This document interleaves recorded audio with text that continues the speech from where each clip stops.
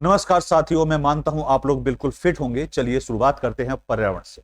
बच्चों, सबसे पहले बात आती है कि आखिर ये पर्यावरण आपके लिए इंपॉर्टेंट क्यों? क्योंकि अगर बात की जाए यूपीएससी की, बात की जाए पीसीएस स्टेट एग्जाम की, वहां पर आपसे यहां से क्वेश्चन पूछे जाते हैं। बच्चों, अगर हम बात करते हैं पर्यावरण की, तो पर्यावरण में अगर मैं बात यूपीएससी की करता हूं, तो यूपीएससी में 2024 उठा लीजिए आप, 2023 पेपर का उठा लीजिए, 2022 का पेपर उठा लीजिए, और मैं आपको 2015 तक का बता रहा हूं। यहां से हर साल आपसे एक क्वेश्चन हर साल में पूछा गया। इसका मतलब ये वर्ष भी आपके लिए इंपॉर्टेंट है, यहां से क्वेश्चन बनेगा। इसी तरह अगर यूपी पीसीएस की बात की जाए, तो यूपी पीसीएस में आप 2018 का पेपर देख लीजिए, 2022 का पेपर देख लीजिए, 2023 का पेपर देख लीजिए, या 2024 का पेपर देख लीजिए। मैं हाल फिलहाल की बात कर रहा हूं, पैटर्न में जब से बदलाव होता हुआ दिखाई दे रहा है, तब से आप देखिए हर साल आपसे क्वेश्चन मिल रहे हैं। आप आरओ एआरओ के लिए लीजिए भाई, यूपी पीसीएस का आरओ एआरओ की अगर हम बात करें, तो यहां से तो इन्वायरमेंट में बाढ़ आ जाती है। बिल्कुल भरपूर क्वेश्चन आपको यहां से मिलेंगे। अगर एग्जाम देने जा रहे हैं आरओ एआरओ का, आप मैं बात 2024 की करूंगा जो आपका कैंसिल हो गया, वहां भी अगर आप जाएंगे तो वहां से आपको 3 क्वेश्चन इस चैप्टर से मिलते हुए मिल रहे हैं। बिहार पीसीएस का पेपर देखेंगे तो बिहार पीसीएस में भी आपको हाल फिलहाल में एक क्वेश्चन 2024 में मिला। आप बात करते हैं 2016 में भी यहां से क्वेश्चन आया, 2011 में भी यहां से क्वेश्चन मिल रहा है, 2018 में भी यहां से क्वेश्चन मिल रहा है। तो बिहार पीसीएस से भी आपसे यहां पर क्वेश्चन पूछे जा रहे हैं। इसी तरह एमपी पीसीएस में अगर आप जाएंगे तो वहां भी आपको यहां से 1 से 2 क्वेश्चन इस चैप्टर से बढ़ते हुए मिलते हैं। तो ये चैप्टर आपके लिए बहुत ज्यादा इंपॉर्टेंट है। तो चलिए शुरुआत करते हैं। आखिर ये चैप्टर इंपॉर्टेंट है तो इसको सही से समझना पड़ेगा। तो चलिए शुरुआत करते हैं। बच्चों, सबसे पहले बात आती है कि सर जब शुरुआत आप कर रहे हैं तो पर्यावरण क्या होता है, पहले इसको क्लियर किया। बच्चों, बात की जाए कि पर्यावरण होता क्या है, तो किसी भी चीज को समझने का सबसे आसान तरीका है उसको तोड़ दिया जाए। अगर हम तोड़ते हैं पर्यावरण को, तो ये 2 शब्दों के मेल से बना, एक बना परि और दूसरा बना आवरण। दूसरा क्या बना आपका? आवरण। देखो बच्चों, परि का मतलब होता है चारों तरफ, चारों तरफ, और आवरण का मतलब होता है घेरा।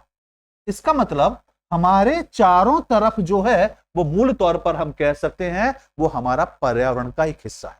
लेकिन वास्तविक तौर पर देखा जाए तो पर्यावरण का वास्तविक अर्थ जो निकलेगा हमारे चारों ओर के उस वातावरण से है जिसमें मूल तौर पर कुछ घटक आपस में संपर्क करते हो, क्रियाएं करते हो। लेकिन उन घटकों की अगर हम बात करते हैं कि वो घटक कौन से हैं, भाई हमारे चारों तरफ तो हो, लेकिन मूल तौर पर वे घटक होने चाहिए जो आपस में क्या करते हो, संपर्क करते हो, क्रियाएं करते हो। तो उन घटकों की बात करेंगे तो एक होगा जैविक और दूसरा होगा आपका अजैविक। जैविक और दूसरा होगा आपका अजैविक। ये 2 घटक है। तो मूल तौर पर हम कह सकते हैं कि पर्यावरण का मूल तौर पर अर्थ बना कि हमारे चारों तरफ का जो घेरा है, उस वातावरण में जितने भी सीमित और अजैविक कह सकते हैं या जैविक अजैविक कहा जा सकता है, घटक आपस में संपर्क करते हैं और मूल तौर पर एक दूसरे को क्या करते हैं, एक दूसरे को प्रभावित करते हैं। एक दूसरे को क्या करते हैं, ये प्रभावित करते हैं। उस क्रिया को हम कह सकते हैं कि वो हमारा वातावरण का ही हिस्सा है। बच्चों, अगर हम बात करते हैं कि पृथ्वी की, अगर पृथ्वी के जीवन के अस्तित्व की बात करें तो उसके विकास के लिए पर्यावरण का होना बहुत ज्यादा आवश्यक है। दोस्तों, अगर हम बात करते हैं कि पर्यावरण में मूल तौर पर देखा जाए तो पर्यावरण मूल तौर पर जो बनता है, भाई वायुमंडल हो गया, जल मंडल हो गया, स्थल मंडल हो गया और जैव मंडल इसमें शामिल होते हैं। तो जो हमारा पर्यावरण है, पर्यावरण में दूसरा क्वेश्चन आपके लिए बना कि बताइए पर्यावरण में मूल तौर पर कौन शामिल होता है, तो आपका ऑप्शन होगा वायुमंडल।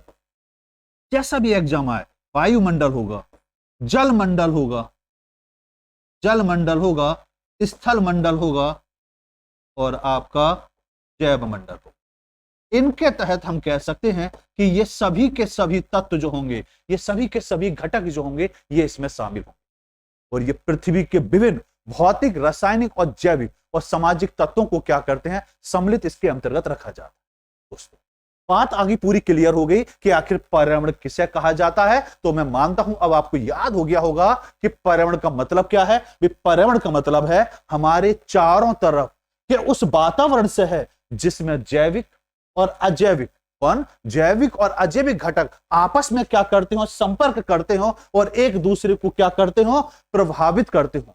भाई पर्यावरण में मूल तौर पर देखा जाए तो वायुमंडल, जल मंडल, स्थल मंडल और जैव मंडल इसमें शामिल होते हैं, और ये पृथ्वी के मूल तौर पर भौतिक, रासायनिक और जैव और सामाजिक तत्वों का क्या करते हैं, सम्मिलित रूप होता है। दोस्तों अगर हम बात करते हैं कि पर्यावरण तो क्लियर हो गया कि आखिर पर्यावरण के घटक क्या होते हैं, तो इसको भी समझना जरूरी है। अब दूसरा टॉपिक है हमारा पर्यावरण के घटक।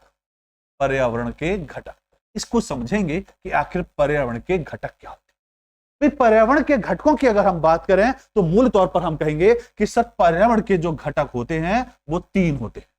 पर्यावरण के घटक कितने होते हैं जी? 3 होते हैं, जिसमें मूल तौर पर पहला होगा आपका प्राकृतिक घटक। पहला होगा प्राकृतिक घटक। सबसे पहले बात आती है कि आखिर जो प्राकृतिक घटक होता है ये क्या होता है? प्राकृतिक वे घटक हैं जो प्रकृति के द्वारा, जो किसके द्वारा? प्रकृति के द्वारा, प्रकृति के द्वारा क्या करा जाता हो, जिनका मूल तौर पर हम कह सकते हैं कि जिनका प्रकृति के द्वारा क्या करा जाए, निर्मित किया जा सके, जो प्रकृति के द्वारा निर्मित होते हो और पृथ्वी के प्राकृतिक संसाधनों से जुड़े हो। तो प्रकृति के द्वारा जो निर्मित हो, प्रकृति के द्वारा जो निर्मित होते हैं, प्रकृति के द्वारा जो मूल तौर पर निर्मित होते हैं और पृथ्वी के प्राकृतिक संसाधनों से जुड़े होते हैं। दूसरा हम कह सकते हैं जो पृथ्वी के प्राकृतिक संसाधनों से, एक संसाधनों से जुड़े होते हैं, हम उन्हें कहेंगे कि वह मूल तौर पर क्या कहलाते हैं? प्राकृतिक घटक कहलाते हैं। दोस्तों बात आती है कि आखिर पहला तो क्लियर हो गया कि प्राकृतिक घटक होता है, दूसरा कौन सा होगा? तो दूसरा होगा मानव निर्मित घटक। मानव निर्मित घटक। भाई मानव निर्मित घटक कौन सा होगा? जो मानव गतिविधियों के परिणाम स्वरूप निर्मित हो, जो मानव निर्मित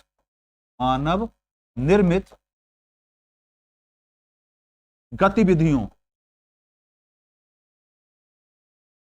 मानव निर्मित गतिविधियों के द्वारा निर्मित हो, उसको हम कहेंगे कि वो मानव निर्मित का हिस्सा होगा, और जिससे समाज में मानव जीवन को सरल और उन्नत बनाने में सहायता बनती है। तीसरे की अगर हम बात करेंगे तो तीसरा होगा सामाजिक। तीसरा हमारा बनेगा सामाजिक और सांस्कृतिक घटक के अंतर्गत आएगा, सामाजिक एवं सांस्कृतिक घटक।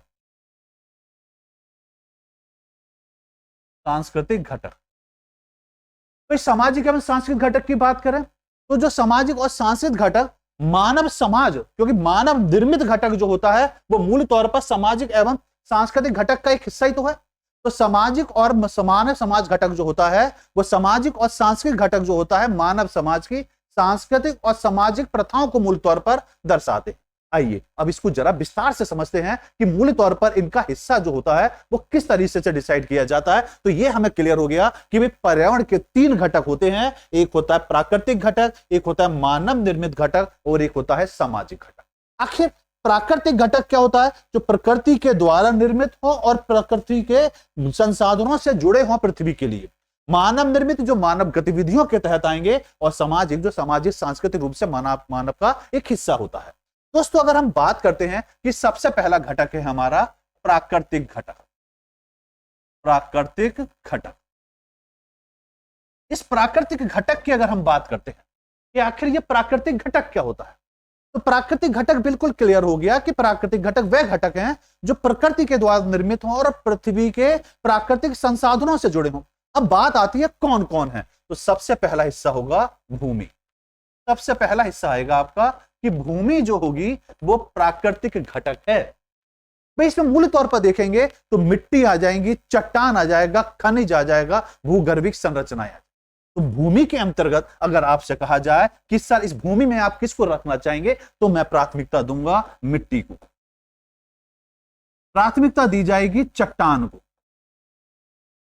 चट्टानों को प्राथमिकता दी जाएगी। यह भूमि का एक हिस्सा है। भाई भूमि की अगर हम बात करेंगे, मिट्टी की बात करेंगे, चट्टानों की बात करेंगे, तो बात आएगी खनिज की। यह मूल तौर पर हम कह सकते हैं कि ये सभी के सभी हिस्से भूमि के हिस्से। भूमि की अगर हम बात करें तो भूमि न केवल मूल तौर पर कृषि, भूमि की अगर हम बात करें तो ये कृषि ना और वनस्पति, कृषि और वनस्पति का ही एक हिस्सा माना जाता है वास्तविक रूप से। लेकिन मूल तौर पर देखा जाए तो भूमि ना तो कृषि और ना वनस्पतियों के लिए आधार प्रदान करती है, बल्कि मानव और अन्य जीवों के आवास का भी प्रमुख स्रोत के तौर पर इसको देखा जा सकता है। दोस्तों, दूसरे की अगर हम बात करते हैं कि प्राकृतिक संसाधन में दूसरा जो आएगा, दूसरा मुख्य है हमारा जल। दूसरा मूल हिस्सा है हमारा जल। जल की अगर हम बात करें तो मूल तौर पर अगर आप ध्यान से दे रहे होंगे तो देखो, चीजों को समझने की कोशिश करें। भाई, प्राकृतिक घटक कौन है? जो प्रकृति के द्वारा निर्मित हो। मिट्टी की बात करें तो मिट्टी प्रकृति के द्वारा निर्मित हो रही है, जो भूमि से प्राप्त करी जा रही है। भाई, भूमि किसका हिस्सा होगा? भाई, भूमि में मिट्टी भी आ जाएगी, चट्टान भी आ जाएगा। हम कह सकते हैं कि इस भूभाग पर जो चीज हमें दिखाई दे रही है, भूमि का हिस्सा है, जो प्रकृति के द्वारा निर्मित हो रहा है। जैसे अभी हमने बात करी कि जल को रखा, हमने प्राथमिकता किसको दी? हमने जल को नाम दिया कि जल। अब जल कैसे प्राप्त किया जाता है? प्रकृति के द्वारा प्राप्त किया जाता है। कहां से प्राप्त किया जाता है? तो आप कहेंगे सर नदी हो जाएगी, झरने हो जाएंगे, सागर हो जाएंगे। भाई, सबसे बड़ा स्रोत तो सागर ही है, सबसे बड़ा स्रोत तो सागर ही है। मूल तौर पर हम कह सकते हैं कि झीलें हो जाएंगी। आप ज्यादा दूर क्यों जाइए, आप अपने घर को ले लीजिए। आपके घर में भी जल का स्रोत है। कहां पर है? तो आप कहेंगे सर हमारे घर पे जो सबमर्सिबल हुआ है, भूमिगत जल स्रोत हम जिसको कह सकते हैं, भूमिगत जल स्रोत। इसको अगर हम कहेंगे तो ये भी इसी के हिस्से के अंतर्गत आए।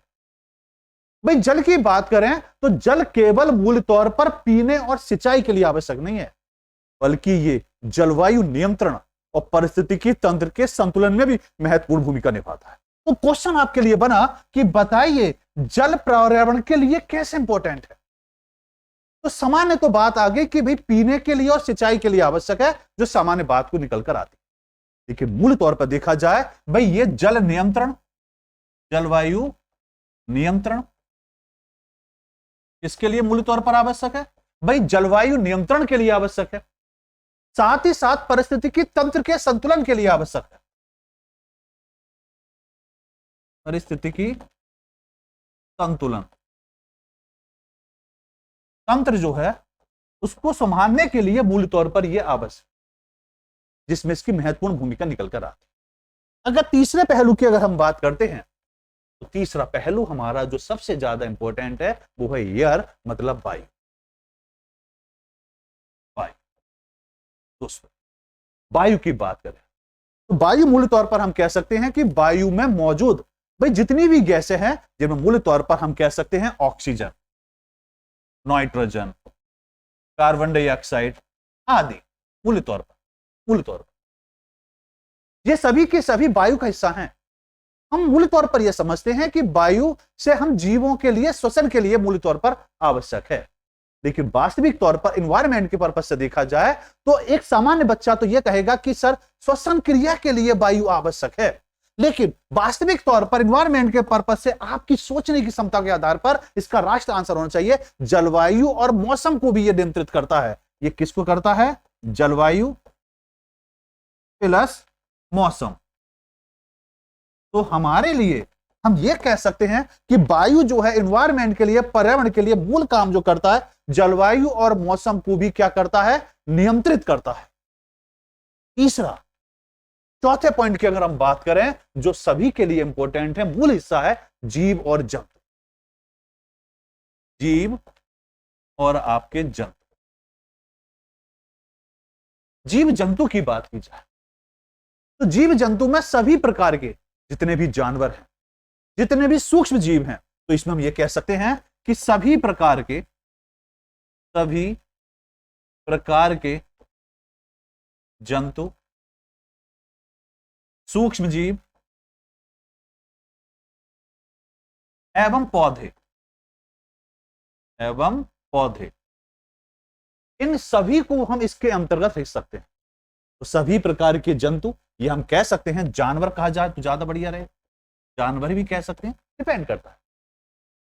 ये सभी के सभी परिस्थिति तंत्र के जैविक घटक हैं और इन्हीं के आधार पर परिस्थिति की संतुलन को बनाए रखने भी एक महन भूमिका निकल कर आती है। तो हम ये कह सकते हैं कि अगर अब आपसे कोई पूछता है कि सर बताइए कि पर्यावरण में मूल तौर पर अगर पूछा जाए कि प्राकृतिक घटक कौन सा है, तो प्राकृतिक घटक में मेन हिस्सा हो जाएगा आपका भूमि, दूसरा हो जाएगा आपका जल, तीसरा हो जाएगा आपका वायु और लास्ट हो जाएगा जीव जंतु। आइए दूसरे पर आते हैं। जो दूसरा घटक था हमारा मानव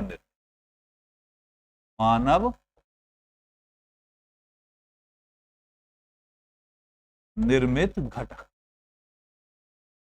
ये मानव निर्मित घटक क्या है भाई? मानव निर्मित वे घटक होते हैं जो मानव गतिविधियों के परिणाम स्वरूप निर्मित होते हैं, और इनको देखा जाए तो यह समाज में मानव जीवन को सरल और उन्नत बनाने के उद्देश्य से बनाई जाती है। अब इसमें हम ये कह सकते हैं मानव जीवन को, देखिए यहां बात कैसे समझें भाई, मानव निर्मित घटक तो वे घटक हो गए जो मूल तौर पर हम कह सकते हैं मानव गतिविधियों के परिणाम स्वरूप बनते हो। भाई मानव निर्मित गतिविधियों के द्वारा, गतिविधियों के द्वारा निर्मित होते हो। अब इनसे क्या होगा? जो मानव गतिविधियां हो रही हैं उनसे मानव निर्मित घटक बन रहा है। इनसे क्या हो रहा है? इनसे मानव का समाज और जीवन कैसा बन रहा है? उन्नत हो रहा है। कैसा हो रहा है? उन्नत हो रहा है, सरल हो रहा है, आसान। कौन कौन से साधन हो सकते हैं?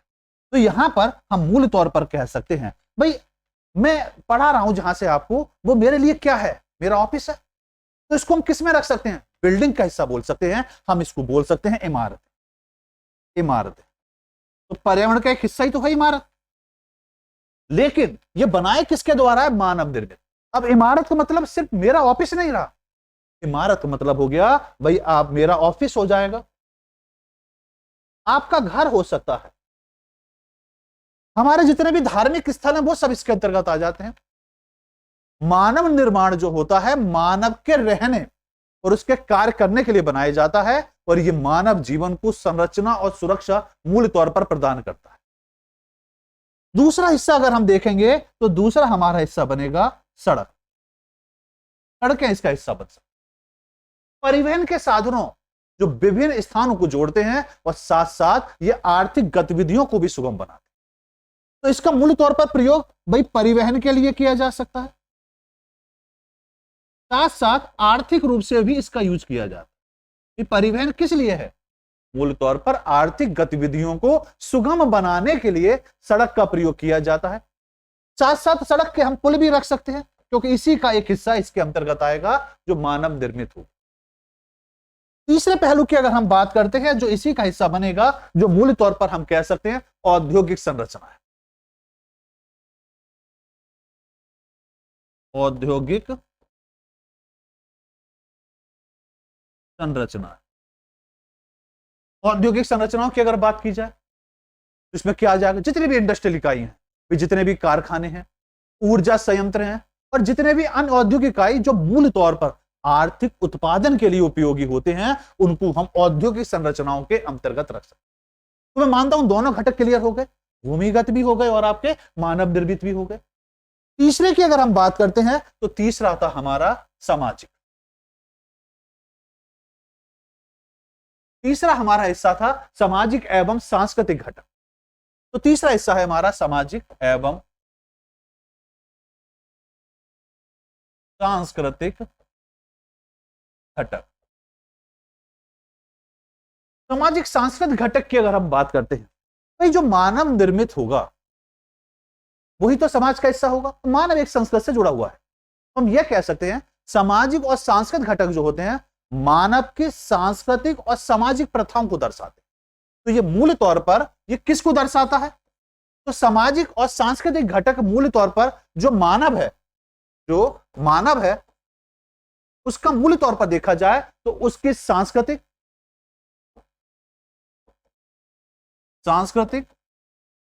और सामाजिक प्रथा जो हैं उनको क्या करता है? दर्शाता है। उसको इसके अंतर्गत दर्शाता है। जैसे मान लीजिए मैं किसी रीति रिवाज की बात करूं तो वो मेरे बारे में क्या बताएगा?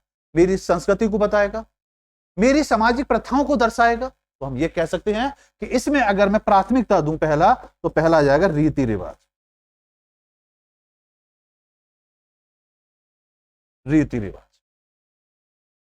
ये क्या करते हैं, जितने भी सांस्कृतिक और परंपराओं को प्रभाव जो समाज के दैनिक जीवन में दिशा देते हैं, ये समाज की पहचान को मूल तौर पे क्या करते हैं, परिभाषित करते हैं। मूल तौर पर दूसरा होगा आर्थिक गतिविधियां। आर्थिक गतिविधियां, आर्थिक गतिविधियों की अगर हम बात करें, इसमें आर्थिक गतिविधियों में मूल तौर पर हम ये कहेंगे कि सिर्फ इंडस्ट्री इलेक्शन नहीं आ जाएंगे। भाई इंडस्ट्री जो बात थी वो तो मानव द्वारा निर्मित है ना, इसमें मानव निर्मित कुछ नहीं आएगा, इसमें आएगा मूल तौर पर कृषि, इसमें मूल तौर पर आएगा व्यापार जो उसका एक हिस्सा है, इसके अंतर्गत आएगा उद्योग सेवाएं, उद्योग सेवाएं, ये सभी के सभी हिस्से इसके अंतर्गत आते हैं जो मानव जीवन को बनाए रखने और उसको उन्नत प्रदान करने में सहायता प्रदान। अब मैं मानता हूं कि पर्यावरण के जो घटक होते हैं वो आपके बिल्कुल क्लियर हो गए होंगे। हमने दो टॉपिक को क्लियर करा कि पर्यावरण किसे कहते हैं और पर्यावरण के घटक किसे कहा जाता है, इस बात को हमने समझा। आइए और बात को समझते हैं। अब जो बात हम करने जा रहे हैं वो है पारिस्थितिकी क्या होता है, इकोलॉजी क्या होता है। आइए इसको भी समझ लेते हैं। पारिस्थितिकी,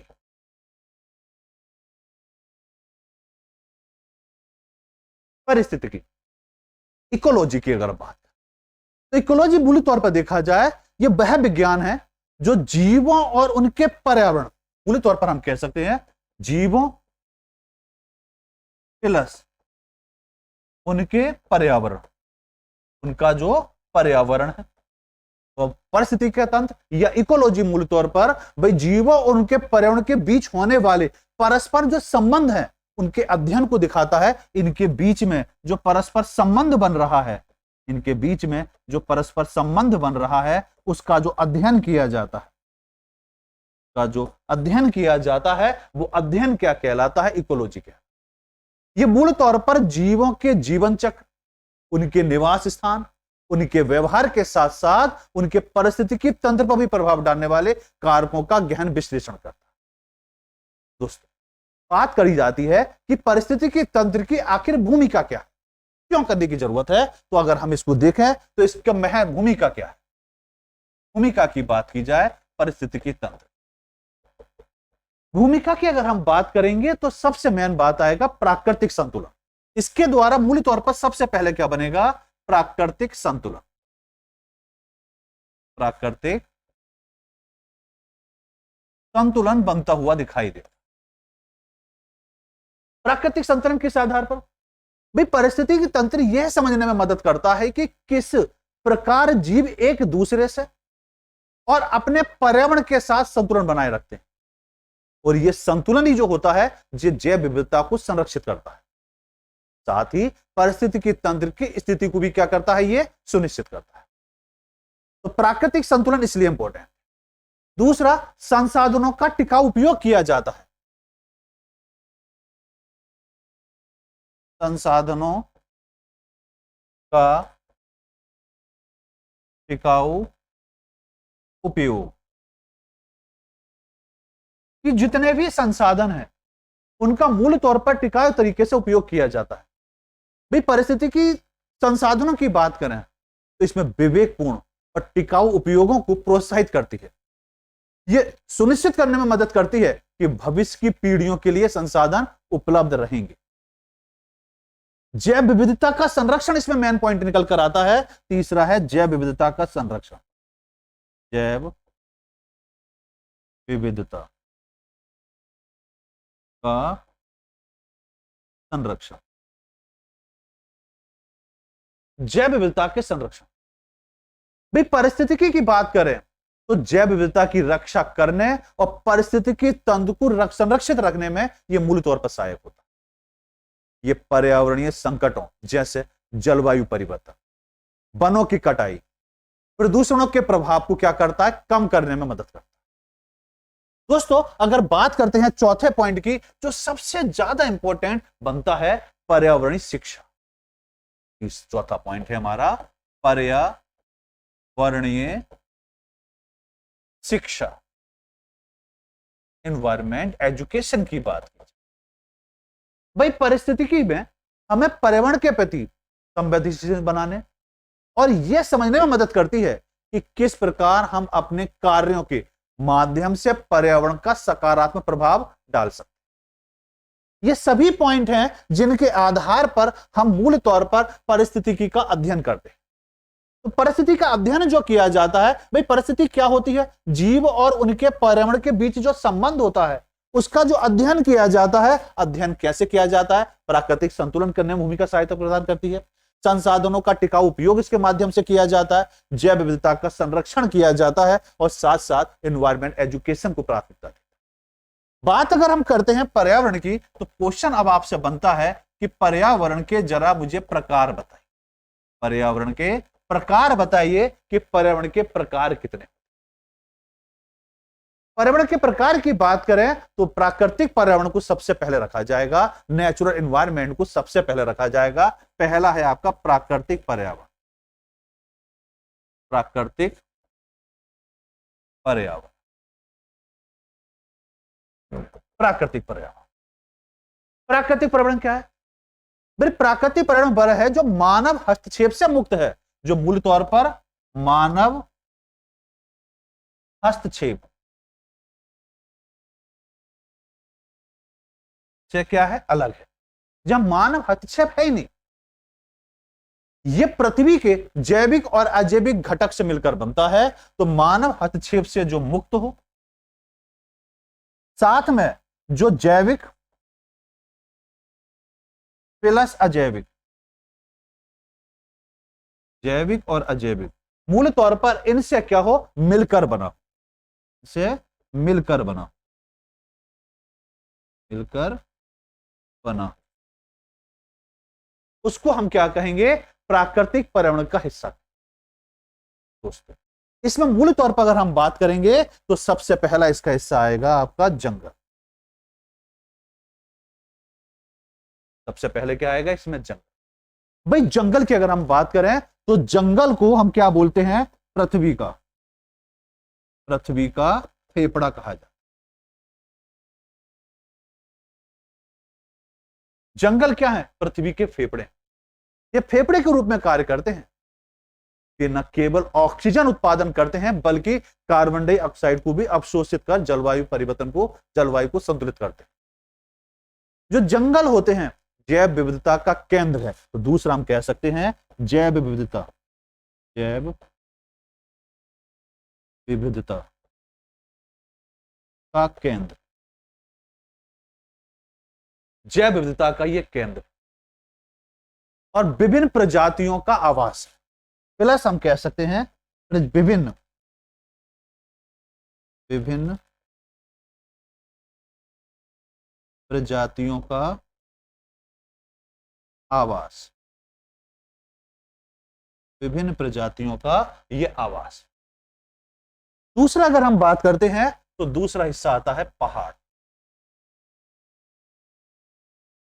पहाड़ की बात, ये जल स्रोत और जैव विविधता के भंडार हैं। तो पूछा जाए कि पहाड़ से हम क्या क्वेश्चन बनाएंगे, तो पहाड़ का सबसे पहले बनेगा, सबसे मेन पॉइंट है जल स्रोत।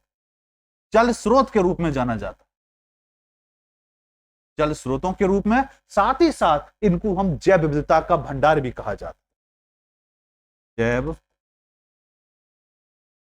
विविधता का भंडार इसके अंतर्गत आया। दोस्तों पहाड़ों से निकलने वाली जो नदियां हैं जलवायु और कृषि दोनों के लिए महत्वपूर्ण है।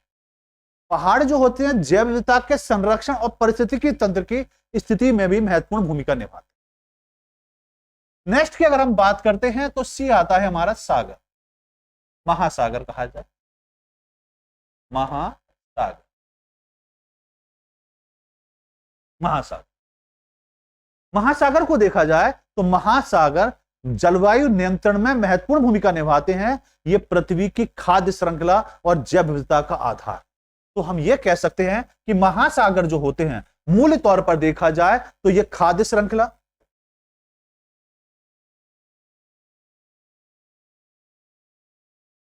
जो हमारी खाद्य श्रृंखला है, साथ ही जैव विविधता,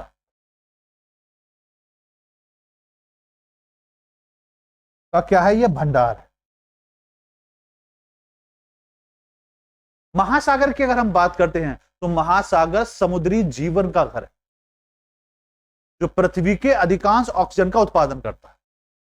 तो साथ में दूसरा क्वेश्चन आपसे बना कि निम्नलिखित में से कौन पृथ्वी के अधिकांश ऑक्सीजन का उत्पादन करता है, तो हम ये कह सकते हैं कि महासागर होगा। वो डिपेंड करेगा आपके ऑप्शन। दोस्तों नेक्स्ट की अगर हम बात करते हैं तो वो है मानव निर्मित पर्यावरण। मानव निर्मित पर्यावरण।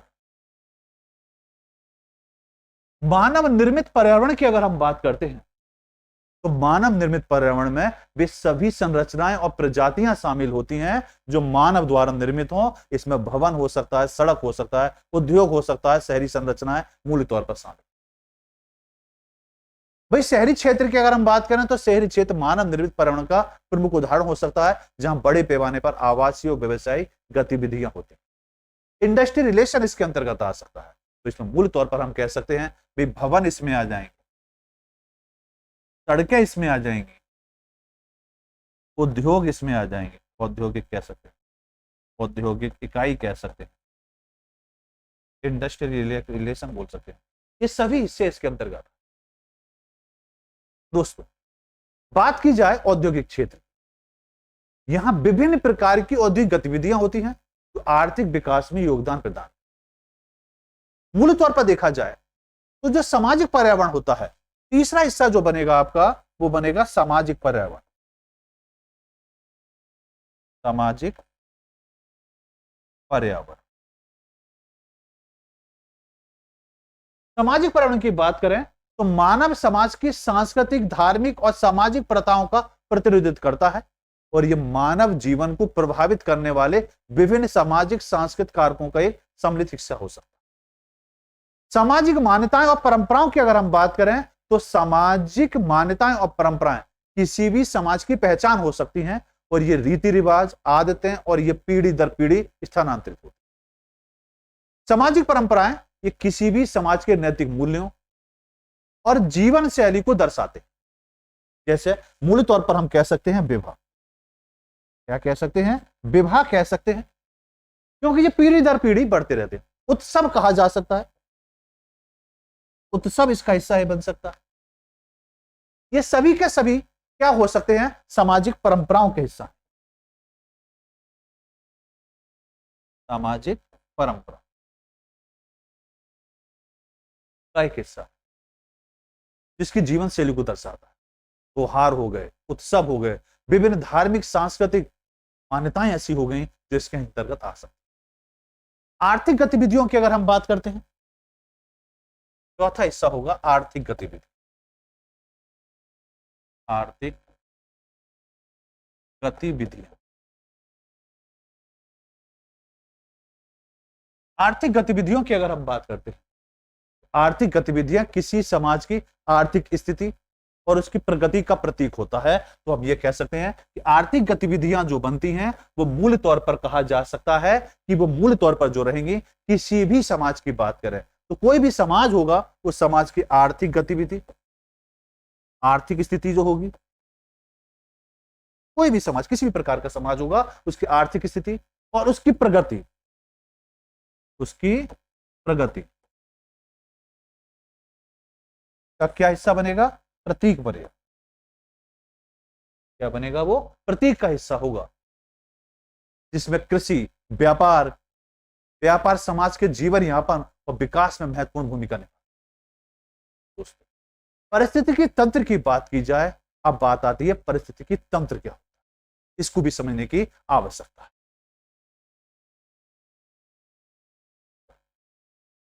परिस्थितिकी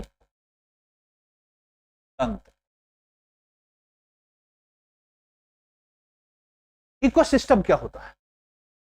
भाई परिस्थिति की परिभाषा की बात करें, इकोसिस्टम की बात करें, तो एक ऐसा तंत्र जहां जीव और अजैविक घटक मिलकर, यहां पर जैविक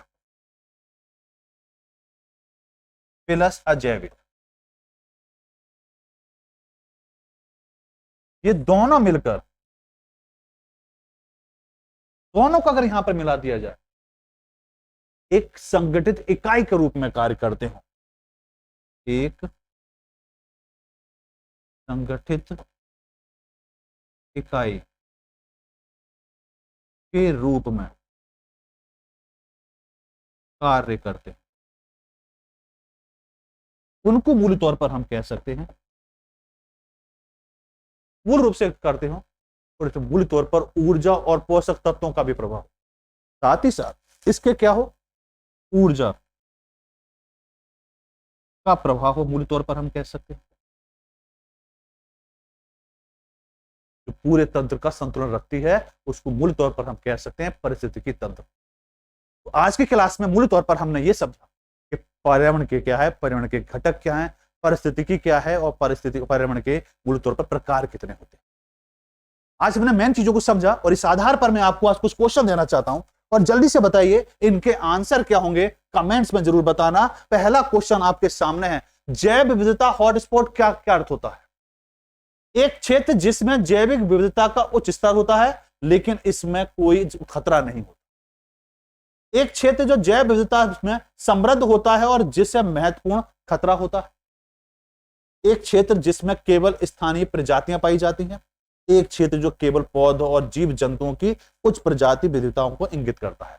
बताइए जरा इसका राइट आंसर क्या होगा। चलिए एक क्वेश्चन और आपको दिया जा रहा है कि बताइए इसका आंसर क्या होगा कि स्थायी विकास का उद्देश्य क्या होता है?